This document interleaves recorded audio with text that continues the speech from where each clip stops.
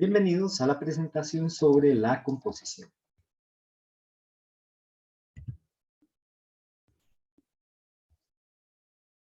La composición es la disposición de distintos elementos gráficos dentro de un espacio visual, de tal forma que se transmita un mensaje claro a quienes sean receptores de este mensaje. Involucra las selecciones y relaciones entre tamaños, direcciones, texturas, colores, pesos y alineamientos de los diferentes elementos de la composición.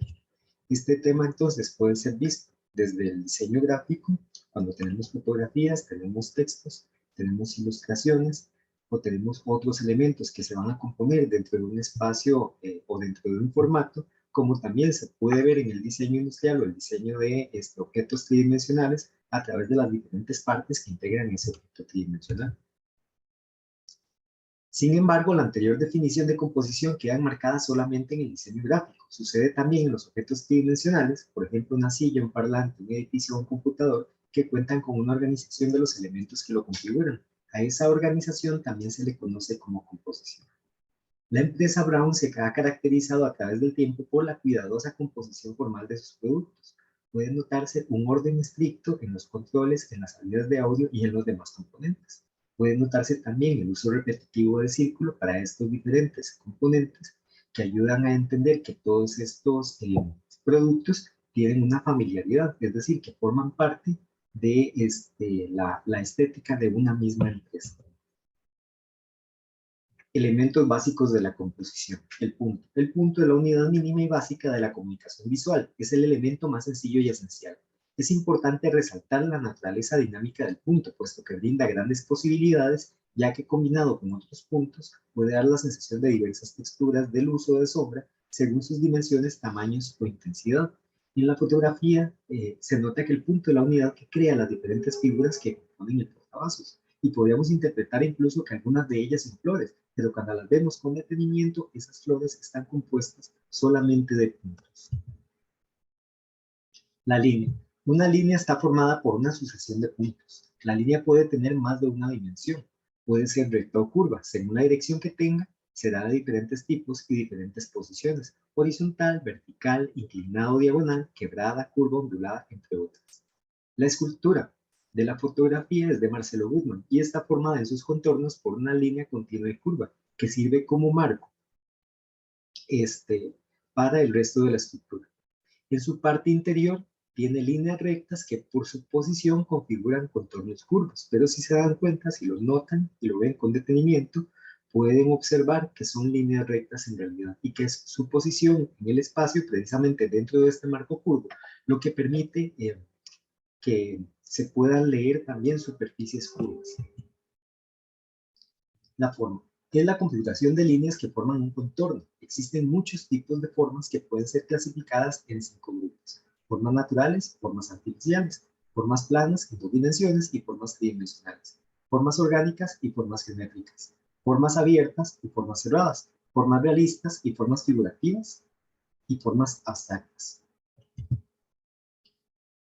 Formas naturales versus formas artificiales. Son naturales cuando se encuentran en la naturaleza, es decir, cuando podemos observarla como uno de los, digamos, de objetos que podemos encontrar dentro de este planeta que son producidos por la naturaleza.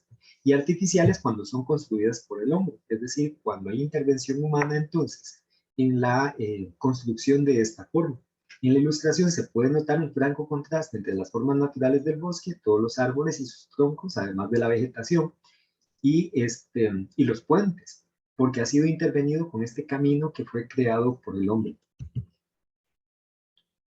Formas planas en 2 dimensiones y formas tridimensionales. Las formas planas tienen 2 dimensiones, altura y anchura, es decir, no tienen volumen, aunque pueden simularlo. Por ejemplo, una hoja de papel o una mancha en la pared. Las formas tridimensionales son las que tienen 3 dimensiones, altura, anchura y profundidad, y son básicamente todas las que conocemos dentro de nuestro entorno inmediato. En la ilustración tenemos una lámpara que está formada por figuras planas. Si se ve con detenimiento, entonces tenemos una figura que está siendo repetida muchas veces. La colocación de esas figuras, siguiendo un recorrido circular, crea la impresión de que es un sólido en 3 dimensiones. Entonces es un buen ejemplo que muestra ambos mundos, tanto las formas planas como las formas tridimensionales. Formas orgánicas y geométricas. Las orgánicas se caracterizan por un contorno irregular. Son habituales en la naturaleza y en las formas que intenta imitarla. También pueden ser artificiales, por ejemplo, la espiral formada en la composición de la Revolution Tower en Panamá. Se consideran orgánicas cuando evocan la naturaleza. Son geométricas cuando tienen un orden o estructura puramente matemático. Están limitadas entonces por rectas o por curvas y pueden ser regulares o irregulares. Se consideran geométricas cuando la composición no tiene relación con la naturaleza y se tiene un contenido más abstractivo. La Revolution Tower en Panamá está formada por cuadrados, una figura geométrica, que al girar desde su eje central forma una espiral, considerada más bien una figura orgánica. Entonces, este es otro ejemplo que podemos dar bien ambos extremos, tanto las formas orgánicas como las formas geométricas. Figuras abiertas y cerradas. Las figuras abiertas rompen sus contornos dejando sus límites sin continuidad. Pueden ocasionar que los colores de su interior se mezclen con los colores de otras formas. Mientras tanto, las cerradas tienen sus contornos bien definidos, sin puntos de apertura. En la ilustración tenemos la cara de Jorge Luis Borges y está formada por un contorno abierto. Puede notarse que no hay línea de contorno alrededor de su rostro. Sin embargo, está formado también por letras, por palabras, y cada una de las letras que componen estas palabras tiene un contorno cerrado. Formas realistas, figurativas y abstractas. Las formas son realistas cuando representan objetos o escenas cotidianas muy parecidas a la realidad, como por ejemplo, las figuras de la película Intensamente, justo en el momento en que están entrando en la cámara del pensamiento abstracto y todavía son figuras reconocibles. Son figurativas cuando representan objetos o escenas reconocibles de la realidad y pueden tener un mayor o menor grado de parecido con ella. En el segundo ejemplo, dentro de la cámara del pensamiento abstracto, pues estas figuras empiezan a ser a su vez cada vez más abstractas y empiezan a ser más bien figurativas. Ya no parecen tanto los personajes originales, pero sí hay suficiente información visual que los evoca. Y hay formas abstractas. Las formas empleadas no se identifican con la realidad. El arte abstracto no representa temas convencionales, no intenta copiar o inventar modelos o formas reales. Y ahí podemos notar en la última sección cómo las figuras de los personajes se convierten básicamente en conceptos que no tienen una relación directa de parecido completo con el personaje original, sino solamente algunos elementos de relación para que podamos entender cuál de ellos es cada personaje. Entonces, en la película se emplean las tres clases de figuras para representar precisamente la cámara del pensamiento abstracto. Elementos básicos de la composición, vamos a hablar ahora del volumen. El volumen permite nombrar el lugar que ocupa un objeto en el espacio. Hace alusión a la magnitud física que expresa la extensión de un cuerpo en tres dimensiones, largo, el ancho y el alto. La casa de la cascada de Conway Drive tiene terrazas cuyo volumen se sale del cuerpo central del edificio. Pueden notarse entonces cómo hay un cuerpo central en donde se integra todo lo demás y de ahí salen terrazas, ¿verdad? Que, por así decirlo, invaden el espacio externo. La textura es una característica de la superficie, sea real o sugerida. Esta sensación es real cuando se percibe a través del sentido del tacto y es sugerida cuando se trata de una textura de orden visual. El tapete de la fotografía presenta una textura táctil en el entramado de sus fibras. Sin embargo, eso solamente es táctil cuando uno tiene al frente el tapete y lo puede tocar. En este caso tenemos solamente una fotografía, por tanto la textura es más bien sugerida, no podemos percibirla a través del sentido del tacto. El color. El color es una sensación producida por el reflejo de la luz en la materia y transmitida por el ojo al cerebro, según pudimos ver en la primera unidad de este curso. La materia capta las longitudes de onda que componen la luz, excepto las que corresponden al color que observamos y que son reflejadas. Y el color es uno de los elementos más poderosos dentro de la composición porque tiene un gran poder de transmitir información. Vamos a empezar con la segunda parte relacionada con las leyes de la Gestalt o leyes de la forma. La Gestalt es una perspectiva dentro de la psicología surgida en Alemania a principios del siglo XX. Se basa en la premisa de que el todo es superior a la suma de sus partes, lo cual puede ser entendido como que todo lo percibido es mucho más que la información separada que puede llegar a los sentidos. Ley de la proximidad o mínima distancia. Según esta ley, los elementos que están a una distancia cercana suelen ser percibidos como un grupo, como un mismo objeto. Es decir, que cuando los objetos están cercanos, generan sensación de conjunto. La pluma de la ilustración no tiene relación con la proximidad. Sin embargo, el presente texto se entiende como una descripción de la fotografía, debido a la cercanía entre ambos que genera pertenencia.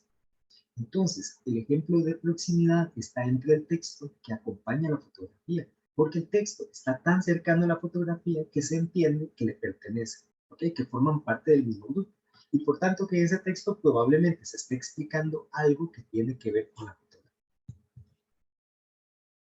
Ley de la semejanza. Las figuras parecidas, ya sea por su tamaño, forma o color, se suelen agrupar y percibir como una unidad. El afiche presenta una situación especial. Tienen mayor pertenencia entre sí las argollas naranja que la argolla blanca. Puede notarse que tenemos un conjunto de argollas y que ese conjunto está formado por la mínima distancia. Entre cada argolla hay una distancia muy poca. Sin embargo, la argolla blanca resalta mucho del grupo y resalta precisamente porque es diferente, ocasionando que todas las argollas amarillas se sientan como el grupo predominante y ella, como única argolla blanca, se sienta como el individuo diferente del grupo de argollas.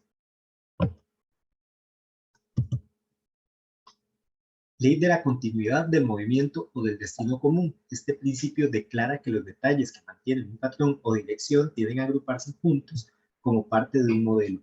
Puede presentarse la agrupación aunque estén interrumpidos entre sí. Los escalones tienen una relación de posición y dirección, se ubican alrededor de un eje de giro. Esa propiedad, unida a que todos tienen una forma idéntica, les configura como un grupo. Entonces, si notamos cada uno de los escalones, al ir variando de posición y bajando alrededor de un círculo, después empiezan a generar la sensación de que hay una espiral. Y esa espiral es continua. Entonces, esa ubicación especial de los elementos que hace sentir que hay un movimiento de por medio es lo que se conoce como ley de la continuidad. Ley de la simetría. El principio de la simetría dictamina que el espacio que se forma entre formas que se coloquen simétricamente en relación a un eje serán percibidos como figuras. La posición simétrica que tienen los tenedores en el afiche crea en el cerebro una lectura de ambos como si fueran una sola figura. Eso ocasiona entonces que nosotros podamos entender, además de los tenedores, una forma. Y con ello se hace o se genera un mensaje todavía de orden más complejo, porque se siente algo así como una cena, ya que los tenedores sirven para comer y la copa sirve para servir el vino.